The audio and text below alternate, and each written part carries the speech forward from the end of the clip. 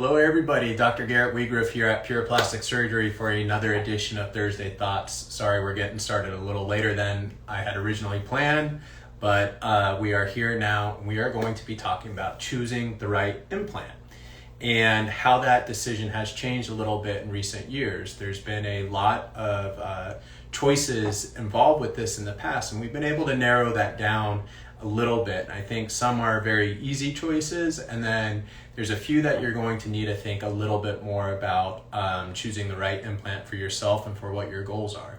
So first of all, we have the choice of saline versus silicone implants. So by and large, 99% of what I do is silicone implants. At the end of the day, the difference between saline and silicone implants is what they're filled with. Both of them have an outer shell or a capsule that is silicone. So people have this misconception that, oh, if I get a saline implant, then my body's not going to be reacting with silicone at all. And no, that's a silicone capsule is what the outside of the implant is for both of those. It's just a difference of what is filled on the inside. And then the concern used to be like, oh, if I ruptured a silicone implant, I'm going to have this ooey gooey silicone leaking all over my body. That's also not the case. So what we have is a highly cohesive silicone gel that's that gummy bear appearance that people have. So if I cut open a silicone implant, it looks like a gummy bear. It's not going to spill all over the place. It's cohesive. It stays where it's supposed to.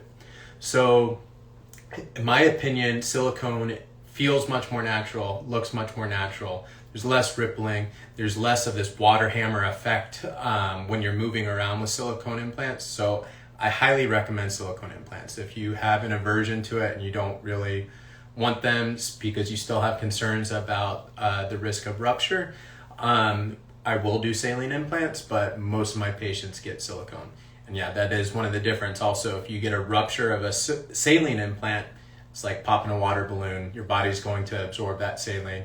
You're going to get a flat tire. You're going to notice right away. Silicone, you're not going to do that if you get a rupture because that silicone is staying in place. That's why we recommend imaging years after placement of the implant, starting at 5 years after placement, and every 2 to 3 years after that, you should get either a high resolution ultrasound or an MRI to evaluate the implant to make sure there's no signs of an occult rupture that you weren't able to identify in a clinical exam.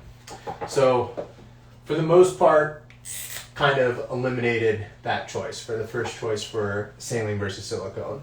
Then we come to teardrop or round shaped implants.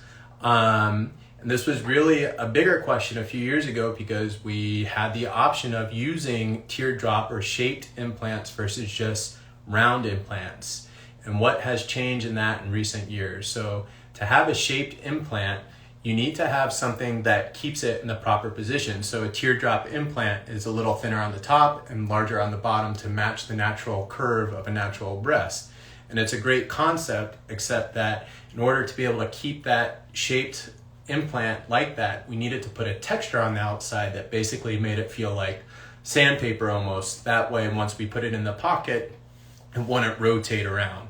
It still could rotate, and you have to be very careful with your pocket dissection, but there's been a very rare number of those implants, those textured implants that are causing something called breast implant associated ALCL, which is a very rare form of lymphoma that can occur with those textured implants. Again, if you have textured implants because you got them a few years ago, it's not something I would be overly concerned about. But if you do ever develop a seroma around that or a fluid collection, you should go seek guidance with the plastic surgeon because we may need to remove those implants and do what's called an en bloc capsulectomy. It's an exceedingly rare thing, but basically the FDA made a warning against it in the US, even though there are still some availability of these textured implants. By and large, most US-based plastic surgeons do not use textured implants, and I do not use it. I don't think it's worth the risk. So that eliminated those both two more decisions than those textured and those teardropped or shaped implants, because we're no longer really using those. So teardrop, textured. So what are we using? We're using smooth, round implants, which just means that's their shape. They're round and they're smooth, and then they have different profiles, which we'll get into in a minute. But that's really the, some of the big decisions that have kind of mostly been not completely eliminated, but by and large, it's pretty easy for me to help guide a patient making those decisions regarding those first few things. And the next thing we have to talk about is size, choosing the right size of an implant. And different surgeons have different ideas about how they like to do this. Some people like to have all their patients try on a bunch of different sizes, but I think that can lead to some confusion and some unrealistic expectations. So in my practice, I mostly just go off of your anatomy. And so the most important thing that we do when deciding breast implant size is measuring the base width of your breast. So basically, I measure just how wide your breast is, and we're going to find something that fits your anatomy.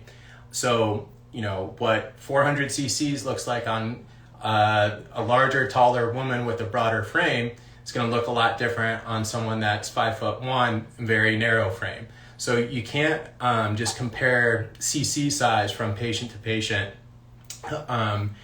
We have to choose the right diameter, and then we have to make adjustments in what your goals are in terms of size based on the profile of the implant. So that's the very important thing that we think about when choosing the profile to basically help get your goals. And so what does that mean? So profile means for the same diameter, you have different amounts of projection, how far the implant is actually projecting out. So the most common ones that I use are a moderate profile, full profile, and occasionally an extra full.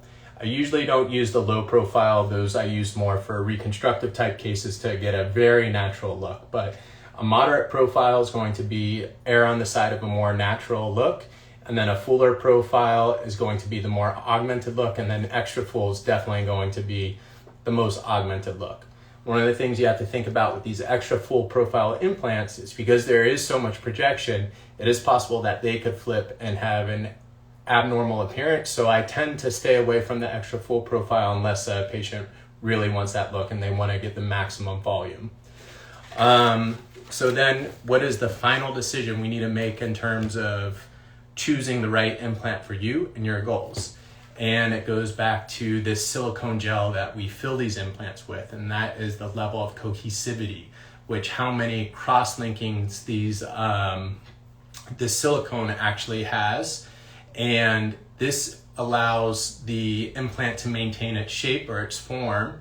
And I'll talk a little bit about what the trade-offs are for that. But so also many different implant manufacturers, we use all Allergan products, which I'm a very big fan of. I think they're the best implants on the market.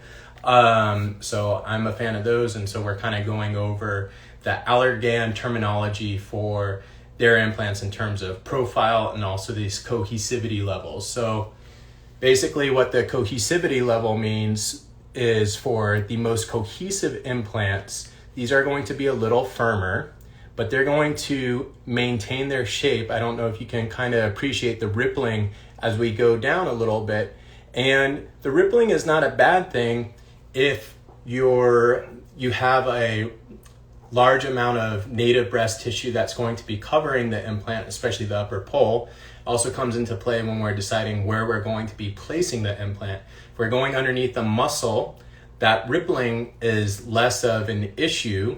But if you have a thinner amount of tissue and you want to do a subfascial augmentation, so you're going above the muscle but below the fascia, you have less tissue covering the implant, and you'll probably want to go with one of the more cohesive options so you do not notice this rippling. It also maintains more of that upper pole fullness. So even if you are going under the muscle and you just really want the upper pole fullness to be maximized, going with a more cohesive implant that maintains its shape more is going to be a good option for you. Like I said, it maintains its shape more, but it is also slightly firmer. So the most natural feeling implant is probably the responsive that has a little bit more of that rippling, but it's the softest, most natural feeling. So these are all the trade-offs and the things that we need to think about when we're choosing implant size. So choosing implant size, style, shape, all these different things.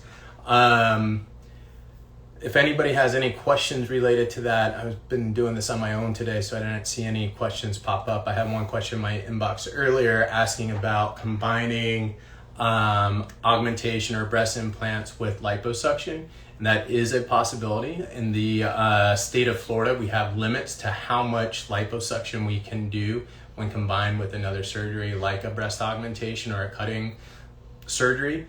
And that's typically limited to 1 liter of fat removal. So if you have a modest amount of liposuction that you need to do, we can do them at the same time. So if it's your abdomen and your flanks, we can combine that with a breast augmentation.